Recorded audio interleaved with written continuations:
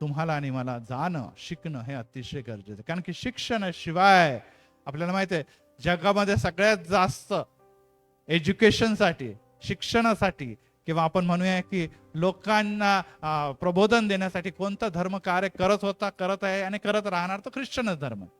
आपल्याला माहिती आहे भारतामध्ये किंवा जगामध्ये शिक्षण आणणारे जे लोक होते ते ख्रिस्ती लोक होते.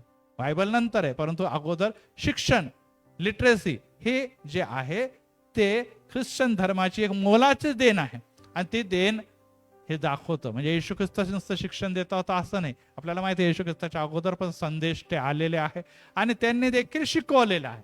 येशू ख्रिस्ताच्या काळामध्ये पण शास्त्री परुषी हे पण शिकवणारेच लोक होते आणि त्यांना रब्बी म्हणत असे. परंतु आज देखील त्याचं महत्व कधीही संपणार नाही. परंतु आपण जगातल्या शिक्षणाकडे तर जातो परंतु पवित्र शास्त्राच्या शिक्षणाकडे आपण कधी कधी दुर्लक्ष करतो. आणि यासाठी मी आपल्याला सर्वांना सांगतो की ही जी स्टडी आहे ती आपल्याकडे बायबल असणं, स्वतःचं बायबल असणं, स्वतःचं हायलायटर असणं, स्वतःचा पेन असणं, स्वतःची डायरी असणं हे अतिशय गरजेचं आहे. तुम्ही म्हणा नाही पाळक साहेब काय ते घरी जाऊन आम्ही तुमचा व्हिडिओ बघू आणि त्याच्यातून काय काय करू.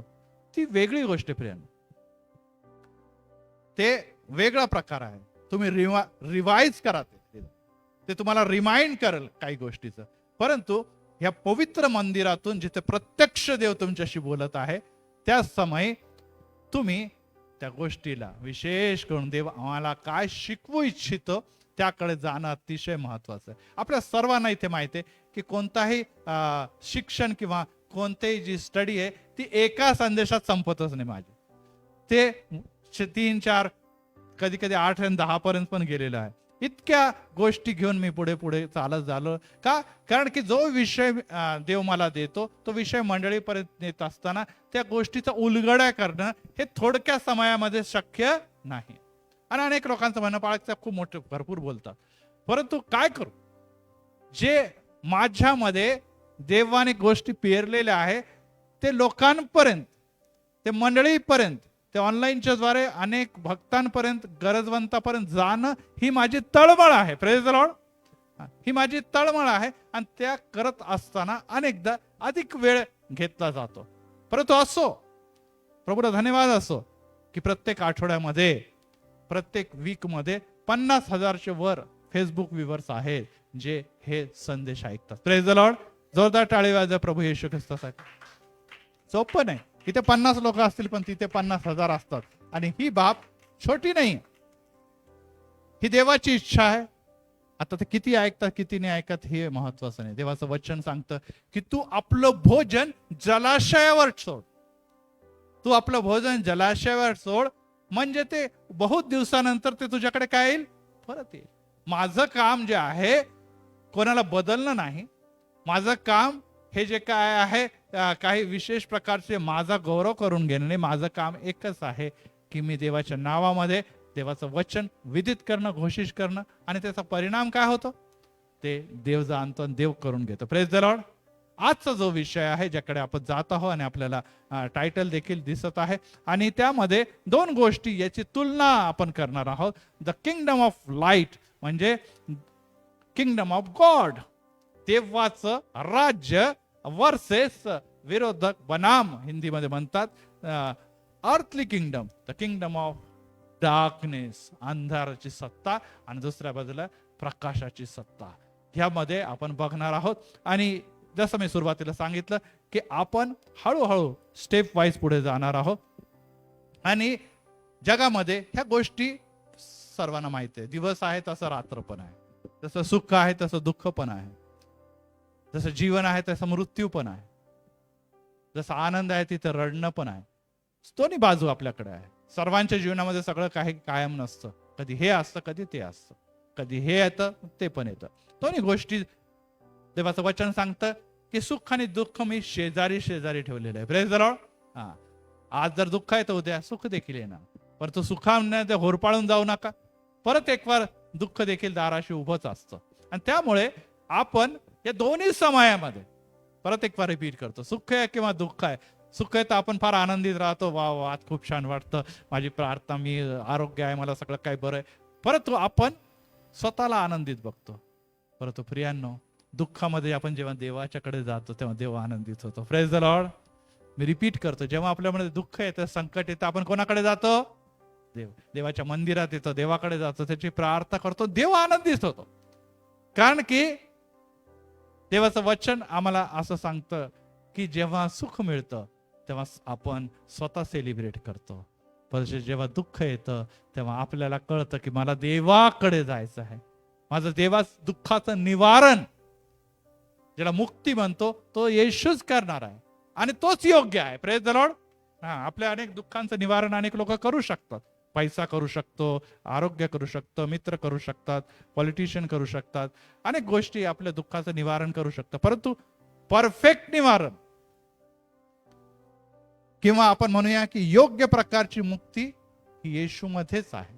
कारण की जग एक क्षणिक आहे, एक लिमिट आहे, त्यापर्यंतच तुम्हाला सहाय्य करू शकतं. परंतु देव अनलिमिटेड, आमचा देव अनलिमिटेड मदत आणि सहाय्य करण्यासाठी येतो. आणि यासाठी आपण येशू ख्रिस्ताचे शिष्य आणि दास म्हणून कोणत्या प्रकारच्या जगामध्ये जगत आहोत हे फार महत्वाचं आहे. आपण म्हणून आम्ही तर पाळक साहेब भारत देशामध्ये राहतो, आम्ही महाराष्ट्रात राहतो, आम्ही पुण्यामध्ये राहतो, आम्ही या ताडीवाला रोड परिसरामध्ये राहतो. येस, हे आपलं जग आहे, ही आपली दुनिया आहे, हा आपला देश आहे, हे आपलं राज्य आहे, हे आपलं नगर आहे. परंतु हे ऐहिक, ज्याला आपण म्हणतो जगिक मध्ये आपण राहणारे नागरिक आहोत. आणि आत्ताच आपण गीत गायलं की हम मिलेंगे बादलों पे, देखेगा सारे सारे, आणि नीले आसमां के पार जाएंगे, मेरा यीशु रहता वहां, मेरा यीशु रहता वहां. आज जो येशू तुमच्या आणि माझ्यामध्ये आहे, किती लोकांना विश्वास आहे या मंदिरामध्ये आहे? किती लोकांना विश्वास आहे? यस, आम्हाला प्रत्येकाला विश्वास आहे की त्याचं अभिवचन तो पूर्ण करणार आहे, की दोघं किंवा तिघं माझ्या नावाने जिथे एकत्र आहे तिथे मी असणार. येशू आहे, पण दिसत आहे का आपल्याला? नाही. आपल्याला ते नेत्र नाही, आपल्याला विश्वास आहे, आपल्याला भरोसा आहे की येशू इथे आहे, तो आमच्यामध्ये चालत फिरत आहे, तो आमच्या डोक्यावर आता हात ठेवणारा झालेला आहे, तो आमच्याशी बोलत आहे, तो आमच्या मनामध्ये डोकावून आमची समस्या जाणतो. त्याच्याकडे एक योजना आहे आणि त्याच्याकडे एक आशीर्वाद देखील आहे. Praise the Lord. परंतु आम्हाला तो दिसत नाही, कारण की आम्ही जगिक नेत्र किंवा ऐहिक जगामध्ये जगत आहोत. देवाचं वचन सांगतं आणि मोशेला परमेश्वर म्हणतो की तू मला बघू शकत नाही, कारण की मला बघितल्यानंतर कोणीही व्यक्ती जिवंत राहू शकत नाही.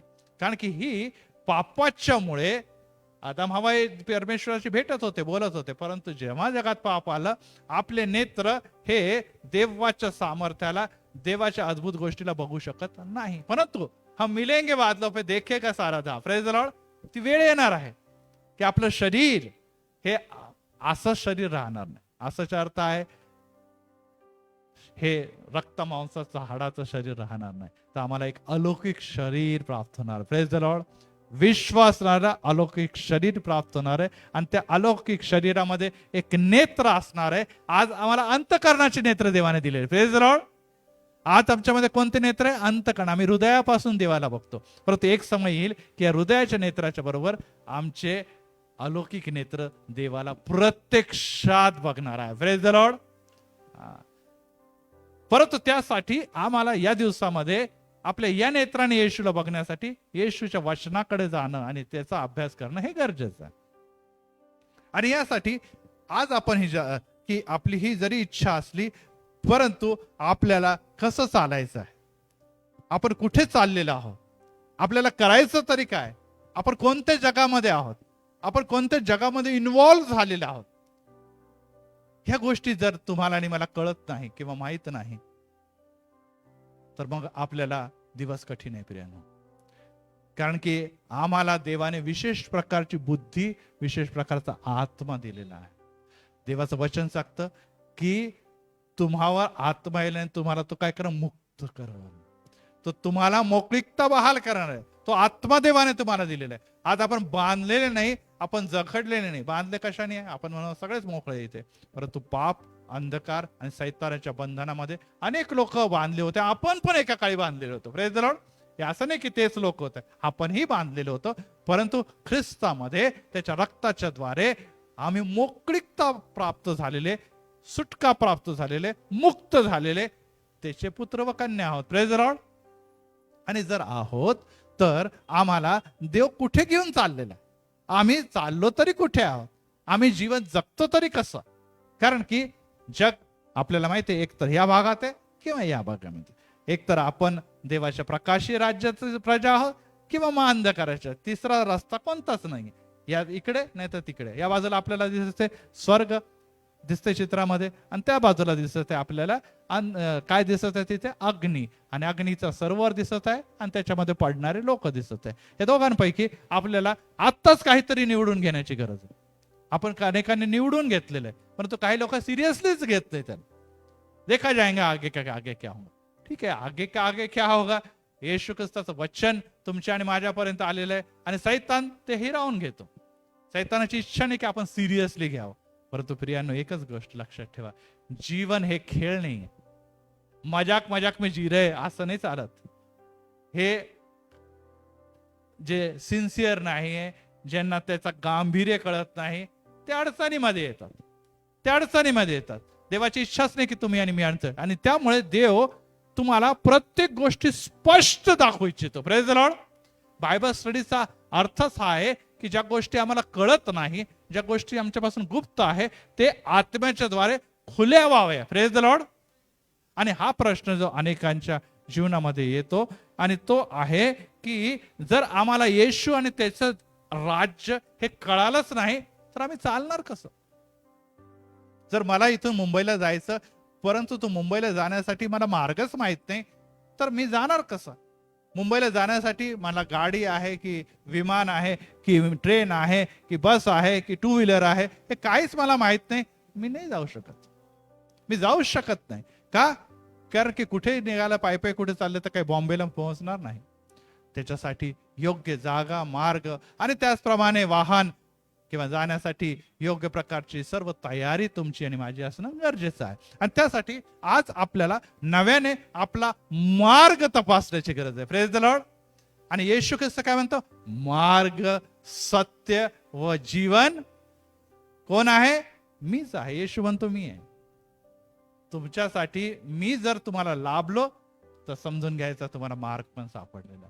मी जर तुम्हाला मार्ग लाभलो तर सत्याच्याच मार्गात तुम्ही चालणार, आणि मी जर तुम्हाला लाभलो तर तुम्हाला जीवन नाही, युगानुयुगाचं जीवन तुम्हाला प्राप्त झालं. Praise the Lord.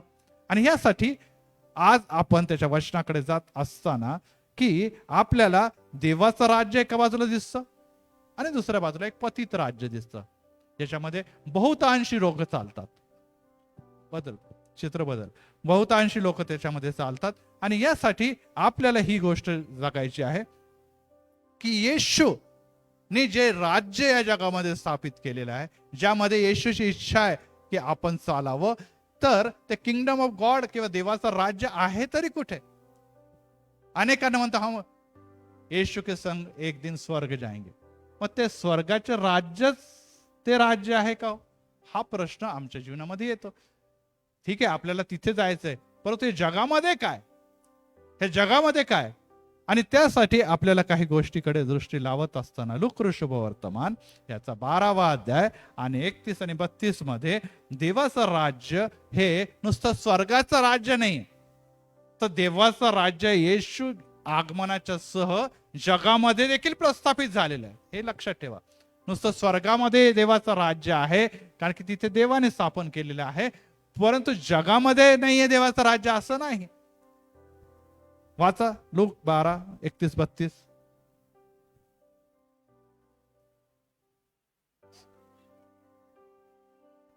तर तुम्ही त्या राज्याच्या मागे लागा, म्हणजे तुम्हाला जे काही हवं आहे त्या सगळ्या गोष्टी देखील तुम्हाला मिळणार आहे. पुढे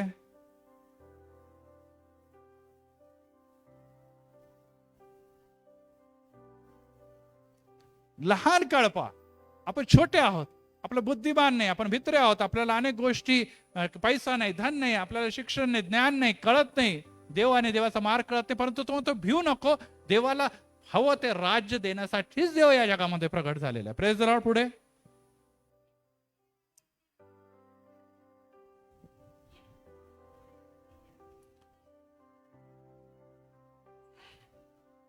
येस. आणि यामध्ये आपल्याला हे दिसतं की देवाचं राज्य प्रभू येशू सह या जगामध्ये आलेलं आहे. आपण एक प्रार्थना करतो, प्रभूने शिकवलेली प्रार्थना करतो की तुझे राज्य आणि जसे तसे देवा आपण ही प्रार्थनेमध्ये नेहमी आपल्या प्रभूच्या प्रार्थनेमध्ये तुझे राज्य जसं स्वर्गात तसे पृथ्वीवरही हो.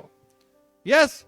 जरी आज पृथ्वीचा अधिपती, पृथ्वीचा जो कमांडर आहे तो सैतान आहे, तरी देखील येशूच्या आगमनानंतर सैतानाला ठेचण्याची, सैतानाला घालण्याची, सैतानाला हकलण्याची ताकद प्रत्येक भक्ताला दिलेली आहे. Praise the Lord. आता जेव्हा येशूचं आगमन झालं नव्हतं, जोपर्यंत वधस्तंभ जगात आला नव्हता, जोपर्यंत कोकऱ्याला आम्हासाठी वधण्यात आलं नव्हतं, तोपर्यंत शैतानी सत्ता चालत होती. परंतु येशूच्या वधस्तंभावर मरण, पुनरुत्थान, त्यानंतर पवित्र आत्म्याचं आगमन याद्वारे आम्हाला ताकद मिळाली की येशूच्या नावामध्ये आज्ञा करतो सैताना निघ, तो सैतानाला पळावा लागणार. Praise the Lord. येशूच्या रक्ताच्या द्वारे तुम्हाला एक कुंपण घालून दिलेले, त्यामध्ये तुम्ही सुरक्षित राहतात. आणि येशूमध्ये ते राज्य तुमच्या आणि माझ्यामध्ये आलेलं आहे. आणि ते राज्य जर तुमच्यामध्ये आलेलं आहे तर राज्यामध्ये काय गोष्ट महत्वाची असते? राजा है ना. राज्यामध्ये कोण असतं? राजा असतो. आणि ही बाब लक्षात ठेवा की येशू कोणत्या प्रकारचा राजा आहे. सगळ्यात महत्वाचं आहे राजा कोणत्या प्रकारचा आहे. कारण की जर येशूला आपण स्वर्गामध्ये बघितलं तर त्याचं राज्य वैभव वेगळं आहे, परंतु पृथ्वीमध्ये त्याच्या आगमनाच्या नंतर जे काही चित्र दिसतं त्यामुळे लोक थोडे कन्फ्यूज होतात. कारण की हे फार महत्वाचं आहे. आपण राजा का राजा आहे, प्रभू का प्रभू आहे, गीत गातं, सगळं काही गातो, परंतु खऱ्या अर्थाने जेव्हा त्या समयी आणि आजपर्यंत प्रभू येशू ख्रिस्ताकडे बघतो तर तो खरोखर राजासारखा जगतो का हो? आज आपण आपल्या जवळपासल्या कॉर्पोरेटर्सला बघतो, MLA ला बघतो, MPs ला बघतो, मिनिस्टर्सला बघतो, मुख्यमंत्रीला बघतो, राज्यपाल, प्रेसिडेंट, सर्वांना बघतो. ते त्यांचं वैभव, ऐश्वर तेवढं तरी येशूमध्ये काही कधी दिसलं होतं का? एक गाडी निघाली तर 25 गाड्या त्याच्या मागे निघतात. हे विमान निघालं तर हे विमानाचे हेलिकॉप्टर त्याच्या मागे निघतात. रस्त्यावरून चाललं तर हे लोक, कसं काय दिसत होतं का? बघा. परंतु तरी देखील जुन्या करारामध्ये आपण काढूया दानियल याचा 7वा अध्याय आणि वचन 13 आणि 14 मध्ये येणे प्रकारे लिहिलं. दानियल याचा 7वा अध्याय आणि 13 आणि 14 मध्ये देव किंवा देवाचा पुत्र ज्याला प्रभू येशू ख्रिस्त म्हटलेला आहे, त्याला आपण म्हणतो की वो बादलों पे आने वाला आहे, त्याच्याबद्दल 13व्या वचनामध्ये काय लिहिलेलं बघा. तेव्हा मी रात्रीचा दृष्टांत पाहिला. तो आकाशावरतील मेघावर आरूढ होऊन मानवाचा पुत्र सारखा कोणी आला, तो त्या पुराण पुरुषासारखा आला, त्यास त्यांनी त्याच्या जवळ नेले. आता आपण गीत गातो ना, बादलों पर आने वाला आहे, तो पुत्र. आता बघा दानियल संदेष्टा म्हणतो आणि पुढे त्यांनी म्हटलेलं आहे 14व्या वचनामध्ये 7:14 मध्ये की सर्व लोक, सर्व राष्ट्रे, सर्व भाषा बोलणारे लोक त्यांनी त्याची सेवा करावी म्हणून त्यास प्रभुत्व, वैभव, राज्य ही दिली. आणि त्याचं प्रभुत्व अक्षय व अढळ आहे, त्याचे राज्य अविनाशी आहे. ते कोणी सांगितलेलं आहे? दानियेला काय झालेला हा दृष्टांत झाला. कोणाच्या बद्दल दृष्टांत झालाय? प्रभू येशू ख्रिस्ताच्या बद्दल की सर्व राष्ट्र, सर्व लोक, सर्व भाषा बोलणारे लोक त्याची सेवा करणारे व त्याचं प्रभुत्व, वैभव व राज्य या जगामध्ये प्रस्थापित होताना दिसतं. आपण जर यशाया 9:6 आणि 7 मध्ये बघितलं तर याबद्दल प्रभू येशू ख्रिस्ताबद्दल 750 वर्ष अगोदर जवळपास यशाया संदेष्टा येणे प्रकारे म्हणतो की तो काय म्हणतो, मंत्री, समर्थ देव, सनातन पिता, शांतीचा अधिपती आणि दाविदाच्या सिंहासनावर राज्य चालवणारा राजा म्हणून या जगात येणार आहे. Praise the Lord. आता आपण हे सगळं काही बघितलेलं आहे की येशू बद्दल काय सांगितलेलं होतं की तो कशा प्रकारे भाषावर बघा, राज्यावर बघा, राष्ट्रांवर बघा आणि जगावर कशा प्रकारचं राज्य करणार आहे त्याबद्दल कोणी त्यांना शिकवलेलं आहे? संदेश त्याला देवाने दाखवलेला आहे. परंतु जेव्हा आपण प्रत्यक्षात बघतो तर आपल्याला प्रत्यक्षात काय दिसतं? तो राजाओं का राजा, प्रभूं का प्रभू कुठे जन्मला? गायीच्या गोठ्यात. का जन्मला? गायीच्या गोठ्यातच का जन्मला? त्याच्या डिलिव्हरीसाठी त्याच्या मातेला उतार शाळेमध्ये जागा नव्हती. अहो, राजाला जागाच नाही जगामध्ये. तो सिंहासन कुठे, ते राजपथ कुठे, आणि ते सर्व काय नाही. दुसरी गोष्ट आपल्याला असं दिसतं की तो कोणाच्या पोटी जन्माला? राजा आणि राणीच्या पोटी जन्मात आला का? नाही. तो कोणाच्या? साध्या सुताराच्या घरामध्ये, आणि तेही आपल्याला दिसतं कुमारीच्या उदरीत जन्मास आलेला आहे. म्हणजे दुसऱ्या भाषेमध्ये आपण जर बघितलं तर कुमारिका एखाद्या लेकराला जन्म देते तर त्या प्रकारच्या लेकरासाठी किंवा त्या मातेसाठी किती अपमानास्पद गोष्ट आहे. तिसरी गोष्ट जर आपण बघितली तर जेव्हा तो जन्मलेला आहे तिकडचा हेरोदने काय केलेलं आहे? सर्व मुलांना मारून टाकण्यास आज्ञा दिलेली आहे. राजाचं स्वागत हे असं स्वागत की त्या काळात त्या वयाचे जेवढे लोक लहान लेकरं होते सगळ्यांची कत्तल करण्यात आलेली आहे. आणि इतिहास त्याचा गवाही देतो. हे राजाचं असं स्वागत होतं का? देवदूत येऊन म्हणतो की अरे, जर ह्या बाळकाला जर जिवंत ठेवायचं तर तू कुठे पळून जा? मिसर देशात पळून जा.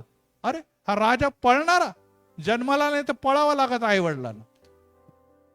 ते इस्रायल मधून कुठे पळून गेलेले? मिसर देशामध्ये पळून गेले. कोणाच्या घरी वाढते? सुतार. व्यवसाय त्याचा काय? सुतार. पुढे वडील पण एक्सपायर्ड झाला. वडीलही एक्सपायर्ड झाला आणि तो काय काम करत आहे? सुताराचं काम. आयुष्यामध्ये 30 वर्षच्या आरंभी काळामध्ये तो सुताराचं काम. हे राजा सुताराचे काम करतो का? असं भिवून पळणारा आहे का? नाही. काही म्हणजे हे आपल्याला जेव्हा आपण विचार करतो तर कितीतरी विचित्र वाटतं. पुढे आपल्याला असं दिसतं की त्यांनी संदेश द्यायला सुरुवात केली तर लोक ऐकणारे कमी आणि निंदा आणि ठट्टा करणारेच लोक जास्त.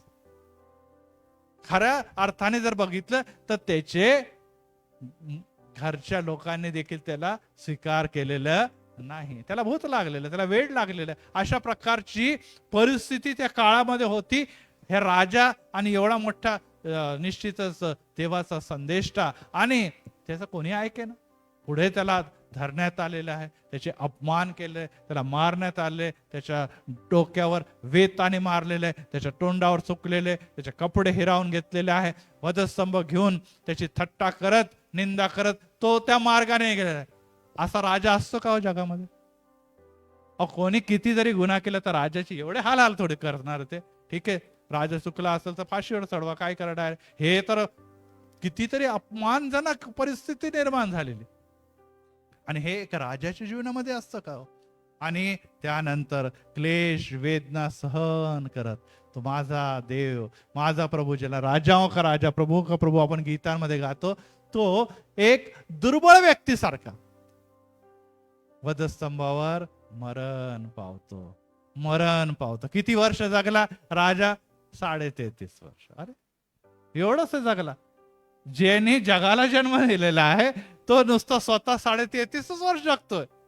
अरे 100, 150, 200, 800 वर्ष वाले लोक आपल्याला दिसतात. एवढा पैकी त्याचं 400 वर्ष जग ना भाऊ.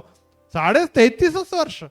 त्यामध्ये पण काम किती केलं? 3.5 वर्ष काम केलेले. असा राजा असतो का? हा प्रश्न आपण स्वतःलाही विचारतो, जगही आपल्याला विचारतो. हे काय? आणि यामुळे प्रियांनो, जोपर्यंत आम्हाला या गोष्टीचा उलगडा होत नाही की आमचा राजा कसा होता, तोपर्यंत प्रजा कसं चालल हे कधीच तुम्हाला आणि मला कळणार नाही. मी रिपीट करत आहे की जोपर्यंत आपल्याला राजा कळणार नाही तर त्याला अनुसरणारी प्रजेने कसं चालावं हे आपल्याला कळणार नाही. आज आपण स्वर्गाकडे, ते राष्ट्राकडे, त्या वैभवाकडे बघतो, परंतु येशू पहिले कसा पृथ्वीवर जगला हे तुम्हाला जर कळलं तर पृथ्वीवर आम्हाला कसं जगायचं ते कळत. Praise the Lord. ते वरचं तर काय सोडा, ते वरचं तर इथे आपण व्यवस्थित जगलो तर तिथे आनंदी मेरे येशू के चरण मध्ये सगळं काही होणार आहे. तिथे काय करायची गरज नाही, परंतु इथे काय आहे हे फार महत्वाचं आहे. आणि त्यामुळे जेव्हा आपण यशाया 53 मध्ये जातो तेव्हा आणखीन देखील स्पष्ट आपल्याला दिसून येतं. आणि त्यामध्ये लिहिलं, त्याला रूप नव्हती, त्याला शोभा नव्हती, मन बसेल असे सौंदर्यही त्याच्या ठाई नव्हते, तुच्छ मानलेला, मनुष्याने टाकलेला आणि क्लेशाने व्यापलेला, व्याधीशी परिचित, सर्व प्रकारचे आजार, व्याधी म्हणजे आजार त्याच्यावर लादलेले आहे, अशा व्यक्तीकडे बघून लोक तोंड फिरवित होते. अरे राजाच्याकडे बघू ना, असं आपण राजाकडे आपल्या मोठे मोठे जे आपले मोठे त्यांचे फोटो लावतो, सारखं त्याच्याकडे बघत असतो, परंतु ह्याच्याकडे, या राजाकडे लोक बघत नाही का? कारण बघवतच नव्हतं. तोंड फिरवण्याचा अर्थ आहे की एक तर अपमान करून तोंड फिरवलं, आणि जे त्याचे निश्चितच प्रीती करणारे त्याचे हाल न बघितल्यामुळे ते तोंड फिरवत आहे आणि त्याला तुच्छ लेखलं. आम्ही मानले नाही, त्याचे हाल केले, वधावायला नेत असला कोकऱ्याप्रमाणे तो गप्प राहिला, त्यांनी तोंड उघडले नाही. त्यांनी तोंड उघडले नाही. हो प्रियानो, एक राजा अशा प्रकारे तोंडही उघडत नाही, तो काही बोलतही नाही, तो कोकऱ्याला कातरणाऱ्या निश्चितच लोकराप्रमाणे तो चाललेला आहे. असा राजा कोणाला आवडेल? असा व्यक्ती कोणाला आवडेल? असा पिता कोणाला आवडेल? असा पती कोणाला आवडेल? असे मुलं कोणाला आवडेल? अरे काय कामाचे? अशा प्रकारे आपण आपल्या लोकांचा, हा तर राजा आहे.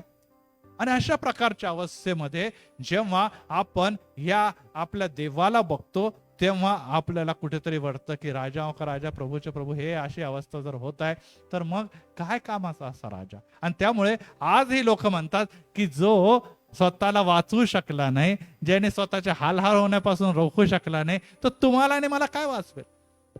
आज लोक आपली थट्टा करताना किंवा वधस्तंभाच्या खिळलेल्या येशूचा अपमान करत असताना तो आपल्याला प्रश्न विचारतात की भाई वो आपने खुद को ही नहीं बचा पाया, त्याने स्वतःच्याच अशा अवस्थेमधून स्वतःला तो बाहेर काढू शकला नाही, आणि तू म्हणता वो छुटकारा देने को आया, वो मुक्ती दाता है, वो बचाने आया, तो कैसे काय बचाएंगे?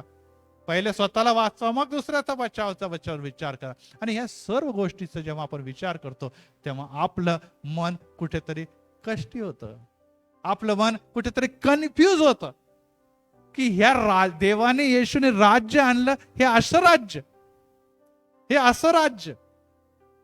अरे होसांना होसांना, प्रभूच्या नावाने येणारा राजा कितीतरी गौरवाने तो चालला होता महालाकडे आणि ते यरुशलेमकडे, आणि बघा तर काय अवस्था त्याची झालेली. आणि यासाठी प्रियांनो, पिलाताने, काढूया आपण योहान कृष्ण शुभवर्तमान 18व्या राज्य, तर खऱ्या अर्थाने तो राजा होता का, हा प्रश्न येतो की तो निश्चितच एक सेवक म्हणूनच आला होता. आणि येशू ख्रिस्ताने म्हटलं की मी सेवा कराव्यास, सेवा करून घ्याव्यास नाही तर सेवा करावयास आलेलो आहे. तो स्वतःला मानवाचा पुत्र म्हणत होता आणि तो सेवा करत होता. परंतु एक प्रश्न योहान 18:33 मध्ये आपल्याला असं दिसतं की पिलाताने विचारलं 33 मध्ये की तू यहुद्यांचा राजा आहेस काय? मिळालं सगळ्यांना? तू यहुद्यांचा राजा आहे, स्पष्ट विचारलेलं आहे. त्याच्यामध्ये काही नाही. पिलात जो आहे, पायलट ज्याला आपण म्हटलेला आहे, तो निश्चितच या वेळेस रोमन सत्तेच्या तो जो निश्चितच अधिकारी आहे आणि तो विचारत आहे की तू राजा आहेस का? येशूने उत्तर दिले, आपण स्वतःहून हे म्हणतात, आपण स्वतःहून हे म्हणतात. पिलाताने उत्तर दिले, मी यहुदी आहे, तुझ्या लोकांनी मला तुला माझ्या स्वाधीन केलेलं आहे. येशूने त्याला उत्तर दिलं, 36 वचन, माझे राज्य या जगाचे नाही, माझे राज्य या जगाचे असते तर मी यहुद्याच्या स्वाधीन केला जाऊ नये म्हणून माझ्या सेवकांनी लढाई केली असते. मी जर या जगाचा असतो तर माझ्या सेवकांनी, माझ्या सैनिकांनी, माझ्या सपोर्टर्सनी माझ्यासाठी लढा दिला असता आणि अशा प्रकारे मी धरून तुझ्या समोर उभा राहिला नसतो, कारण की मी राजा. परंतु आता माझे राज्य येथले नाही, माझे राज्य येथले नाही. यावरून पिलात त्याला म्हणणार, जर तू राजा आहेस तर काय? येशूने उत्तर दिलं, मी राजा आहे, मी राजा. येशूने असं म्हटलं नाही मी राजा नाही.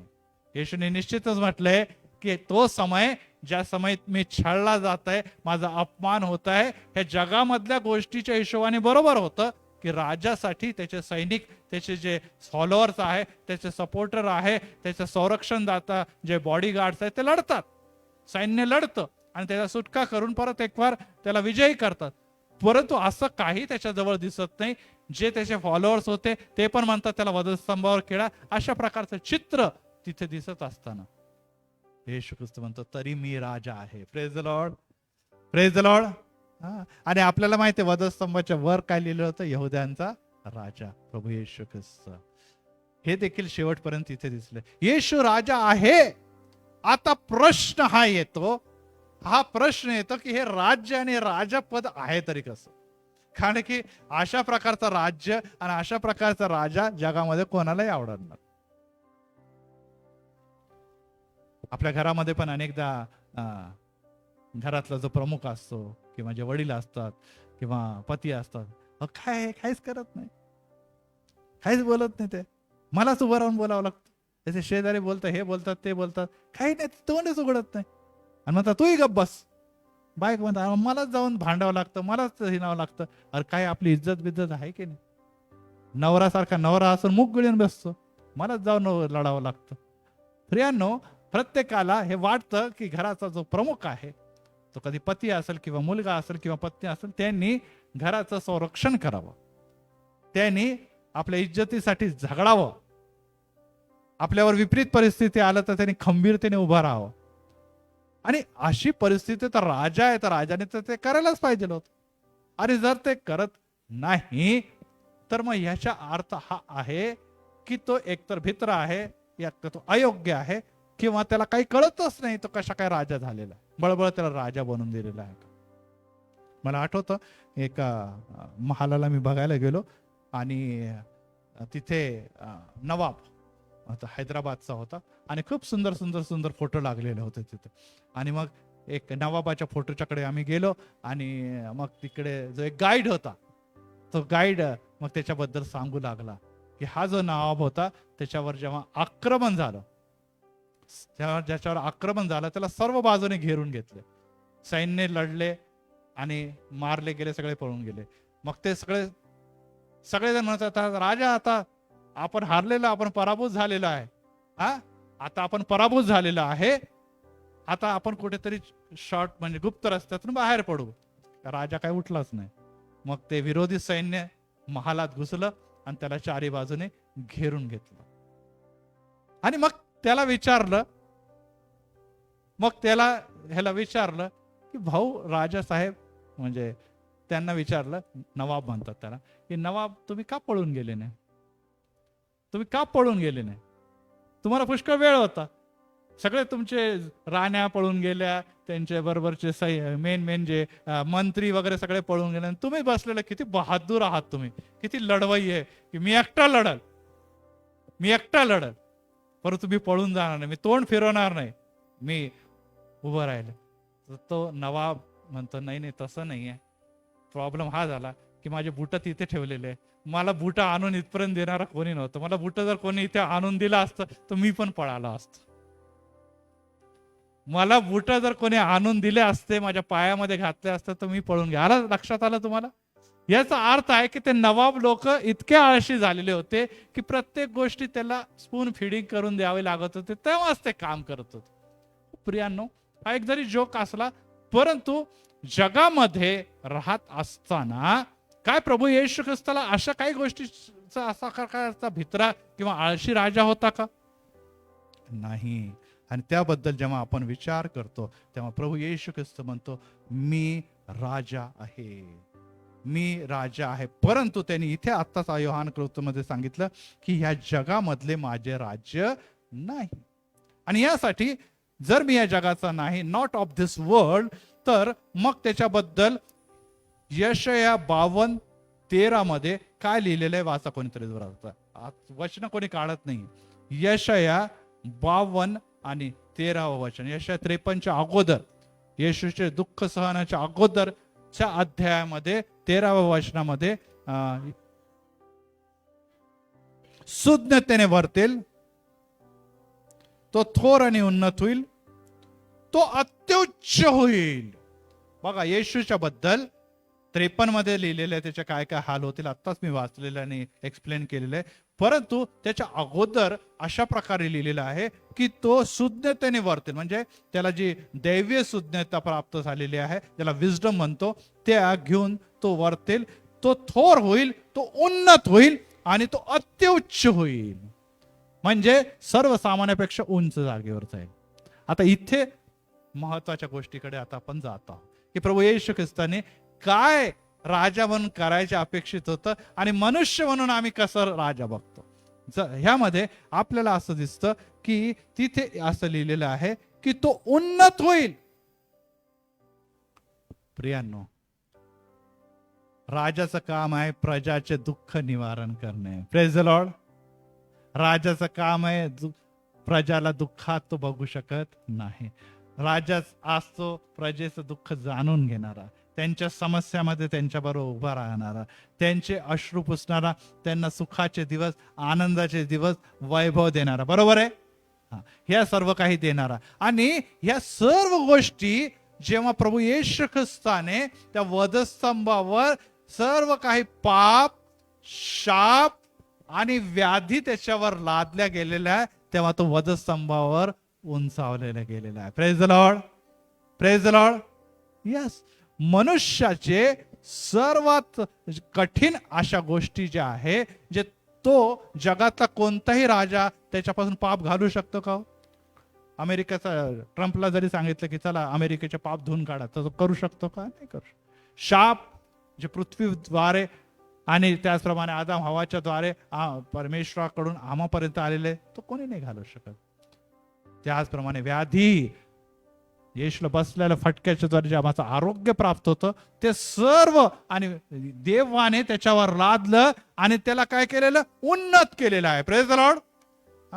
जसं पितळीचा साप अरण्यामध्ये उंच केलेला होता आणि त्या सापाच्याकडे बघून ज्यांनी त्याच्याकडे बघितलं ते बचावले गेलेले ना मोशेच्या समय.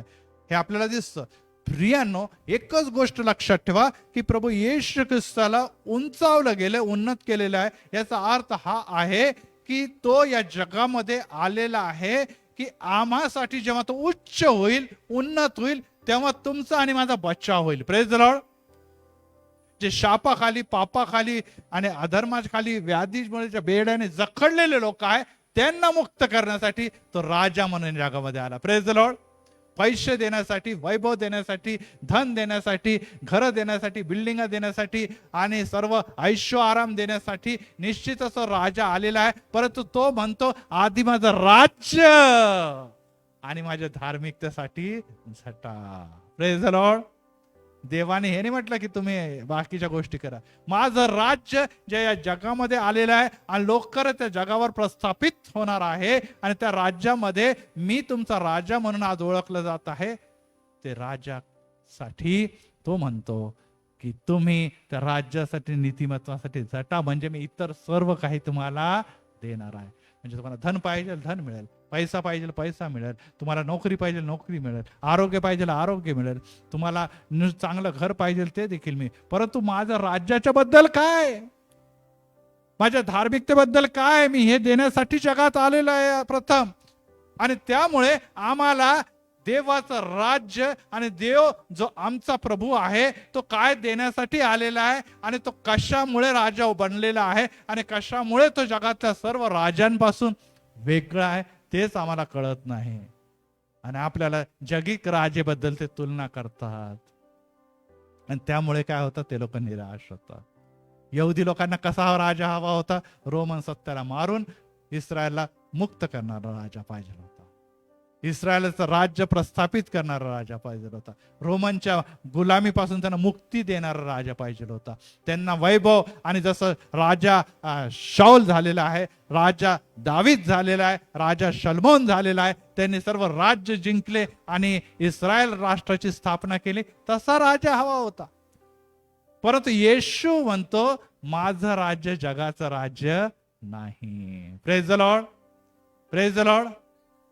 जगामध्ये राहणारे लोक 70 वर्ष, फार तर फार 80 वर्ष, परंतु आत्म्याला मरण आहे का? मग आत्मा जाणार कुठे? आणि आत्म्यावर कोणता राज्य करणारा? ही बाब जाणून घेणं अतिशय गरजेचं आहे. आपण 70-80 वर्षासाठी राजा शोधतो, पण येशू म्हणतो मी युगानुयुगाचा राजा आहे. Praise the Lord. Praise the Lord. तुम्ही युगानुयुग मरणार नाही, मी युगानुयुग जिवंत आहे आणि युगानुयुग राजा मी तुमचा आहे. त्यामुळे येशूला जेव्हा उन्नत केलेलं आहे आणि यशाया जेव्हा 53 मध्ये आपण बघितलेलं आहे, यशाया 53 मध्ये आपण जाऊया परत एक वार. आणि यशाया 53 मध्ये खूप सुंदर असं तिथे लिहिलेलं आहे. वाचा कोणीतरी 11 आणि 12 वचन. त्याच्या जीवाची वेदना सरल्यावर त्याचे फळ पाहिल. वधस्तंभावर खिळल्यानंतर, अपमानात्मक मृत्यूच्या नंतर काय दिसणारे जगाला बघा. पुढे काय लिहिलेलं आहे? आपल्या त्याच्याबद्दल लिहिलेलं की वेदना सरल्यावर त्याचं फळ पाहून तो समाधान पावेल आणि तो धर्मशील सेवक आपल्या ज्ञानाने पुष्कळांना निर्दोष ठरविल. Praise the Lord. अहो, दोषी आहोत आम्ही आणि पापाच्या दोषामुळे आमच्यासाठी कोणतं राज्य आहे? ती सत्ता आहे, अंधकाराची सत्ता, ज्याला आपण म्हटलेलं आहे, आत्ताच आपण म्हटलेलं आहे की अर्थली किंगडम आहे, जिथे आम्ही जळणार आहे. युगानुयुग आम्हाला अग्नीच्या सामोरे जावं लागणार. परंतु येशू म्हणतो की माझ्या उंचावल्या झाल्यामुळे मी अनेकांना निर्दोष ठरवीन. आणि पुढे काय लिहिलेलं आहे? त्याचा अधर्माचा भार तो घेईल. आणि त्यामुळे वचन 12 मध्ये लिहिलेलं आहे, त्यांनी थोराबरोबर विभाग देण्यासाठी, बलवानाबरोबर लूट देण्यासाठी त्यांनी आपले प्राण वाहू देऊन मृत्यू पावला. आणि त्याने आपल्या अधर्मात किंवा अपराधात गणू दिले. त्याने बहुतांचे पाप घेतले आणि अपराधांसाठी मध्यस्थी केली. Praise the Lord. अपराधी कोण आहे? येशू होता का अपराधी? अपराधी कोण आहे? तुम्ही आणि मी. जगातले सर्व लोक अपराधी. आणि त्या समय सर्व शिष्य पळून गेले. काही स्त्रिया वधस्तंभाच्या पाशी होत्या, है ना, निवडक स्त्रिया तिथे होत्या. त्यांची संख्या, आणि योहानला बोललं तर 5-6 जण होते. प्रियांनो, ही बाब लक्षात ठेवा, ही बाब आपण लक्षात ठेवा. येशू ख्रिस्ताच्या वधस्तंभावर 2000 वर्ष नंतरचा आज जर बघितलं आपण जगाकडे, तर आज 100च्या वर राष्ट्र येशूला आपला तारणारा म्हणून जाणतात. Praise the Lord. 100+ कंट्रीज. हे काय झालेलं आहे? जेव्हा येशू उंचावेल. येशू ख्रिस्ताने कोणाला तलवार घेऊन राज्य केले का? त्यांनी तलवार घेण्याबद्दल पण तो म्हणतो की पेत्र आपली तलवार आपल्या म्यानामध्ये घाल, कारण की जो तलवार उद्गारतो तो तलवारीने मरेल. आणि येशू ख्रिस्ताने कशामुळे जिंकलेलं आहे? आपल्या अधर्म आणि पाप घालवून आम्हाला ते राज्य दिलेलं आहे, जे युगानुयुगाचं राज्य. Praise the Lord. त्यासाठी तो या जगामध्ये आला आणि देवाचं राज्य त्यांनी प्रस्थापित केलं. Praise the Lord. आणि जर त्यांनी देवाचं राज्य प्रस्थापित केलेलं आहे, तर तो म्हणतो तुम्ही या जगाचे नाही, तुम्हाला मी विकत घेऊन वेगळं केलेलं आहे. मी तुम्हावर प्रीती करतो आणि राजा जिथे जातो तिथे मी तुम्हाला घेऊन जाणार. Praise the Lord. आज देव तुम्हाला त्या राज्याकडे घेऊन जात असताना तो म्हणतो तुम्ही जगाचे नाही. आणि जर जगाचे नाही तर तुम्हाला आणि मला तो म्हणतो की आपली दृष्टी तू वर लाव, पर्वताकडे लाव. Praise the Lord. तू वर आकाशाकडे बघ, कारण की लवकरच तुझा राजा येणार आहे आणि या जगाच्या या संकटापासून तुझी सुटका करणार आहे. परंतु संकट, दुःख, क्लेश हे माझ्या राज्यामध्ये प्रत्येकाला सहन करावेच लागणार आहे. Praise the Lord. प्रत्येक माता जोपर्यंत प्रसव वेदनामधून जात नाही, लेबर पेन मधून जात नाही, तोपर्यंत त्याला माता बनण्याचा आनंद प्राप्त होत नाही. त्या आनंदासाठी ती काय करते? ती वेदनातून स्वतःला जाऊ देते. Praise the Lord. येशू ख्रिस्तांच्या त्या दुःखामुळे तुम्हाला आणि मला आनंद प्राप्त झालेला. Praise the Lord. Praise the Lord. त्या दुःख येशूने सहन केल्याने आनंद तुमचा आणि माझा जन्म झालेला आहे. Praise the Lord.